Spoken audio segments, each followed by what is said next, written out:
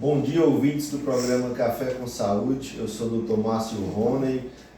Estou aqui hoje, nessa quinta-feira, dia 27 de julho, entrevistando a doutora Mariana Sancho, médica otorrinolaringologista, né?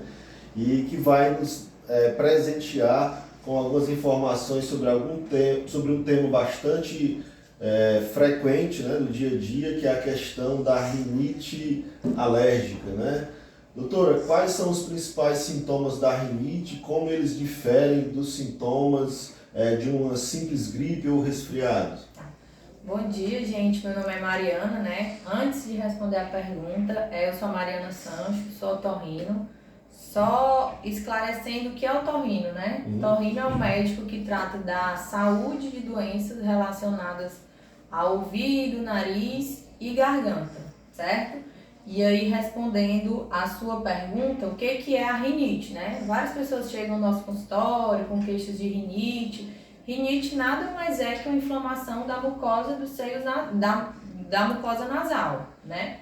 E aí, existem vários tipos de rinite. Uma rinite bem comum é a rinite alérgica, certo? A diferença da questão das rinites para um resfriado comum é que na rinite é mais aquela inflamação localizada da mucosa nasal, né? O paciente fica com espirro, coriza, coceira no nariz, pode ter obstrução nasal, algumas vezes pode ter aquela coceira no olho, coceira no ouvido também.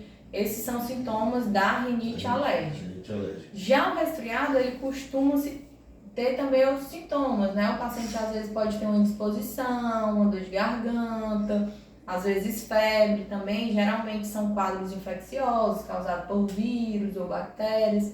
Então costumam ter esses sintomas associados também. Ok. Doutor, e quais são as causas e como é feito esse diagnóstico diferencial? Porque existem, na verdade, mais de um tipo de rinite, né? Isso. Existem vários tipos de rinite, né? Na nossa prática, a principal é a rinite alérgica, né? Desencadeado por fatores alérgicos. Então, o paciente tem algum determinado alérgeno que causa alergia, pode ser poeira, pode ser ácaro, pode ser alguma fruta, algum alimento, pelo de animal, né? E aí o diagnóstico é basicamente clínico, certo? Pelos sintomas, mas existem exames também. Existe o exame de nasolaringoscopia, que é um exame que a gente, através de videoendoscopia nasal, a gente avalia a cavidade nasal. Existem testes alérgicos também, que a gente pode corroborar esse diagnóstico, né? Tanto aqueles testes de pele, como testes de sangue também. Certo. Então existem esses outros exames que nos ajudam a dar esse diagnóstico. Da rinite, né? Como que a rinite é diagnosticada e assim, quais as opções mais eficazes para controlar os sintomas? Assim, Questão do diagnóstico, né? O diagnóstico clínico com os exames. E aí, de medicação, né? A gente tem várias medicações que podem ajudar, né? Eu sempre reforço muito para os meus pacientes a questão da lavagem nasal, que na verdade a higiene nasal todo mundo deve fazer, para a limpeza do nariz, diminui o contato de alérgeno no nariz, como mucosa nasal. E existem medicamentos também. Existem os medicamentos antialérgicos orais, né? Que são os comprimidos que as pessoas podem tomar. Existem as medicações nasais também, spray nasal, para ajudar a controlar essa inflamação da mucosa nasal. E isso tudo tem que ser avaliado individualmente, né? Tem pacientes que precisam apenas de medicações nasais, outros de medicação oral associada. Então, isso na consulta a gente consegue avaliar. A importância da avaliação, né, com o especialista para definir o melhor tratamento, né? Ótimo.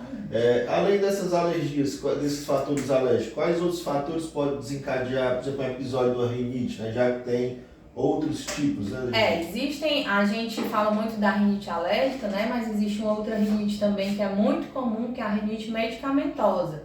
São aqueles pacientes que são viciados no Sorine, né? O soro, né? Esse é um tipo de rinite causada por medicação, né? Então, aquela medicação, falando assim de forma mais simples, ela causa uma dependência da mucosa nasal para aquele medicamento e o paciente fica dependente. E aí a gente tem que avaliar o porquê que o paciente foi procurar aquela medicação. É um desvio de septo importante que ele tinha, que causava obstrução, era uma rinite alérgica, o que é que estava causando aquilo que ele foi buscar aquela medicação.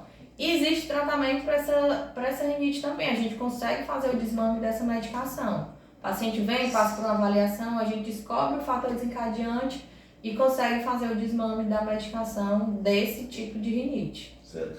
Eu observo no dia a dia que a rinite ela costuma ter um impacto significativo na qualidade de vida do paciente. Eu mesmo sou uma das pessoas que sofro com isso, né? E assim, quais medidas assim, podem ser tomadas para reduzir essa gravidade, esse impacto na qualidade de vida? Isso parece ser bobagem, mas não é, né? Tem um impacto muito importante, se atrapalha a qualidade de vida, o paciente. Existem as classificações, né? Então tem pacientes que têm aquelas rinites mais persistentes, que atrapalham, o dia todo espirrando, corizando, à noite o nariz entupido, não consegue dormir direito, né? Então, às vezes, principalmente os pacientes alérgicos, né? Medidas básicas em casa. Limpeza da casa, dá preferência por passar o pano em vez de estar varrendo a casa. Evitar o uso de cortinas, tapetes, carpetes, né? Limpeza constante de ar-condicionado ou ventilador, se o paciente ou prefere ventilador ou ar-condicionado, desde que faça uma limpeza constante. Troca de roupa de cama também, então trocar com frequência, colchão. Existem também umas capas, né? Capas antiácaros, que para você colocar tanto no colchão quanto em travesseiro. E a lavagem nasal, que é o que eu reforço sempre. Todo paciente que entra no meu consultório, ele vai escutar a lavagem nasal. Certo. São medidas simples que todo mundo pode fazer. Pode fazer. Assim, a rinite ela é alérgica, né? A asma também é uma doença alérgica. Tem uma relação entre a rinite e a asma? Existe estratégia de tratamento integrado para ambas essas condições? Sim. Existem vários estudos, né, que mostram que os pacientes asmáticos têm mais chances de ter rinite alérgica. E os pacientes com rinite alérgica, eles existem uma chance maior do que a população normal de terem asma, né? Então, existe essa associação de rinite alérgica e asma. Então, assim, a gente investiga quando existe essa associação, o ideal é fazer o tratamento conjunto, o otorrinolaringologista junto com o pneumologista, né, que é o médico que trata das doenças do pulmão, para a gente fazer um controle, né? Até porque a rinite exacerbada, ela vai desencadear no paciente asmático crise de asma. Então é importante a gente fazer esse controle. Ou seja, pode agravar mais ainda. Pode agravar o quadro de asma, sim. Quais medidas preventivas poderiam ser adotadas para evitar esses gatilhos da rinite em ambientes internos e externos, né? Tipo, o pessoal às vezes fala muito, doutor, eu pioro com, acho que é do ar-condicionado, ventilador, tem algumas coisas que podem acontecer. Isso é aquilo que eu já falei, né? Aquela questão de limpeza, de higiene nasal, a higiene nasal, limpeza em casa, né? Arejar a casa, ambientes arejados são melhores, menor chance de acúmulo de poeira, de ácaro, que geralmente são gatilhos dessas rinites, né? A questão do ar-condicionado, do ventilador, tem alguma...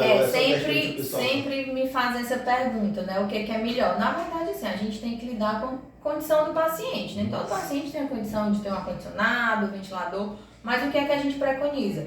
É a limpeza constante desses dispositivos, né? Ventilador junta muita poeira. Ar-condicionado, filtro de ar-condicionado junta muita poeira. Então, assim, tanto as limpezas periódicas de quem tem ar-condicionado, de fazer aquela limpeza você mesmo de filtro, como tá fazendo a manutenção também que os fabricantes orientam, né?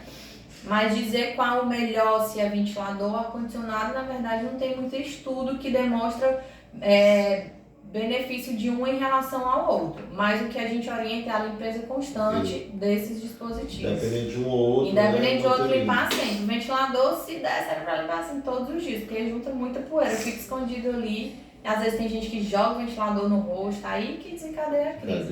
Né? A rinite ela pode ser um sintoma de alguma doença subjacente mais grave, alguma coisa que possa estar escondida e tá... Na verdade, assim, a rinite ela pode estar associada a algumas outras doenças do seio da face, né? Não que a rinite seja o único sintoma, mas quem tem alguma outra doença do seio da face, algum quadro de sinusite, às vezes costumam ter rinites associadas também, outras lesões nasais, né? Na verdade, porque os sintomas são muito semelhantes, né? Doenças do seio da face, tumorações nasais, eles cursam com sintomas de obstrução nasal, às vezes coriza. Isso pode confundir um pouco o diagnóstico. Certo. Existe alguma evidência que sugira uma predisposição genética para desenvolver a questão da rinite alérgica? Eu até pergunto porque assim, eu tenho uma rinite e eu vejo que meus filhos já têm Já tem um sintoma parecido. Existe, isso é muito bem documentado, né? Que os pais atópicos, ou seja, os pais alérgicos, né? Eles têm mais chances de terem filhos alérgicos. Então, assim, se a criança tem um pai que tem alergia, ela tem mais chance de desenvolver alergia na vida dela, né? Se tem os dois pais, aí isso aumenta também a chance. Então, essa questão, ela já é bem documentada, essa predisposição genética. Genética, né? Certo. Quais são as opções disponíveis para um tratamento, no caso da rinite crônica, né? E tem alguma perspectiva para uma cura completa? Na verdade, a gente fala que a rinite, existe essa frase que a rinite não tem cura, tem controle, mas isso não é de todo certo, né? Tem a questão do controle medicamentoso, que a gente passa esse tratamento, os comprimidos orais, medicações nasais, a higiene do ambiente também, né? Mas existem também naqueles quadros refratários a imunoterapia, que popularmente ela é conhecida pelas vacinas, né? Aquelas vacinas para melhorar a alergia. Isso é baseado em quê? As vacinas, elas são de acordo com o alérgeno, com a substância que costuma causar mais alergia ao paciente, são feitos os testes, e aí vê, o paciente tem mais alergia a ácaro, né? Que está muito presente na poeira. Então ele faz um tratamento, geralmente é um tratamento mais prolongado, dura em média 2 anos. Hoje em dia a gente tem tanto as vacinas quanto as doses sublinguais também, que a eficácia dos dois é a mesma. E existe sim essa cura em relação àquele alérgeno específico a que ele fez o tratamento.